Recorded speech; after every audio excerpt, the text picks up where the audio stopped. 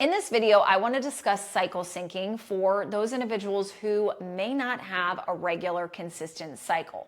So if you are on birth control or you have an IUD or maybe you're in perimenopause and things are really all over the place, or maybe you have a cycle 1 month and you don't the next, or at least the menstruation phase, then this is going to benefit you. Now, there is a methodology to going about it in terms of syncing your nutrition and your fitness and your lifestyle according to the phases.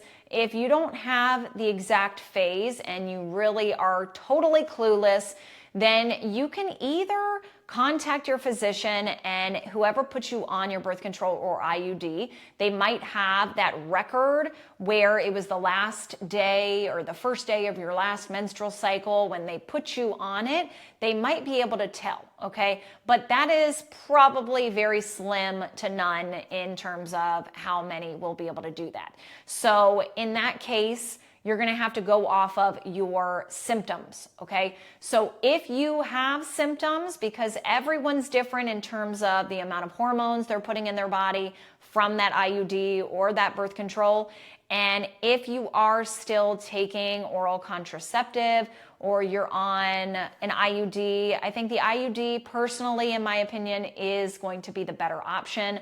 I do feel that getting rid of that in your earlier years is going to be highly beneficial for your hormones. That's just, again, my opinion. And there has been a lot of research to show the long-term effects being more beneficial when you're off of that versus on. But, that's for you to decide. But in terms of feeling differences in your cycle, some women might spot, and then, okay, that's your cue that that's your menstruation phase. Some women are feeling extra hungry and extra tired during a week or two. That's your luteal phase. That's prior to starting day 1, your menstruation, starting your period. So you really have to go off of your energy to sync it, or getting together with your practitioner and figuring out where you landed when they put the IUD in or you were on the birth control, okay? Now, again, this can be a little bit frustrated, a little bit stressful, and I don't want that to be the case for you. So what I suggest is really just going off of the energy you have, the hunger you have, in determining, should it be a fasting day? Should it be a higher intensity exercise day or a lower intensity exercise day? And should I be eating more or less? And what does that look like, right? So if you wake up and you're hungry, you should eat. And with eating, it doesn't have to be a big meal. I personally thrive off of about 250 to 300 calories in the morning.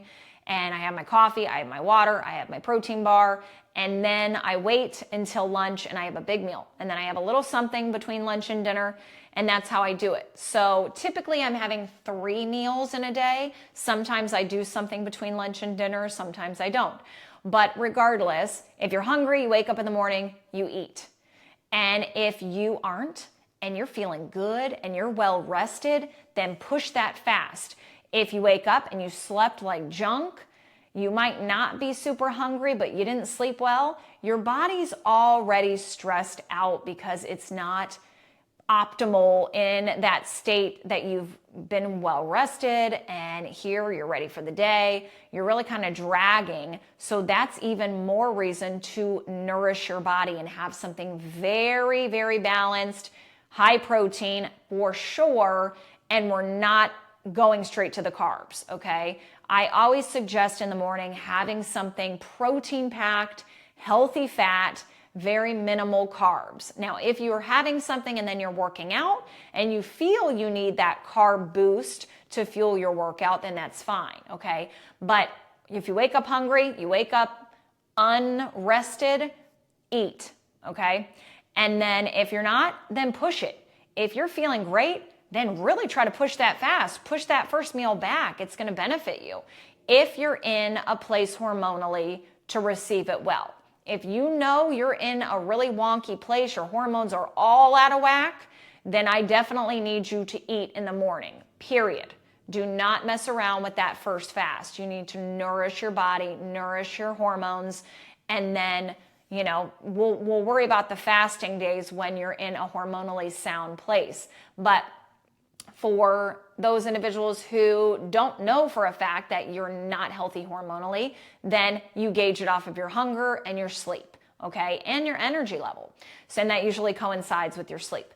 So that's how you're going to gauge the fasting, and then it kind of really aligns with your carbohydrates. I think that should always be really a balanced approach. If you're going to have a little bit higher carbs, I want you to do it in a way that you've been really, really, really tight on your nutrition and you're really feeling like, I'm depleted, I need some carbs, okay? And your body will tell you. And if that is the case and you're not doing it from a place of, that pizza smells so good, or I watched a commercial and I saw an ice cream cone, that's not what we're talking about. I'm telling you to really listen and be in tune with your body. And if your body is really saying like, I need some rice, I need some quinoa, I need some potatoes, then by all means have that. And that's usually when you're in your luteal phase. So definitely listen to your body when it comes to that. And then of course, when it comes to your events, your mingling, your socializing, and also your exercise, this is all going to be determined by your level of oomph in your body. If you're high energy, then give it your all. If you're not, then chill out and slow down and sleep a little more and give yourself grace and don't worry about it. The more that you fight your body, the more that you push through, that is going to really set you back in more ways than one. So always listen to your body, and that is how you do it if you're not having a regular cycle. Another method that is a little bit out there is the lunar phases cycle syncing. So you could download a calendar of the moon phases, and then you could compare how to shift things with the cycle syncing according to your menstrual cycle. And then you can view the lunar phases, and then you can sync it according to that. But there's not really been a lot of research that proves that to be the best approach. So in my opinion, you do what I told you with just being in tune with your body and trusting your body will tell you what it needs. See you in the next video.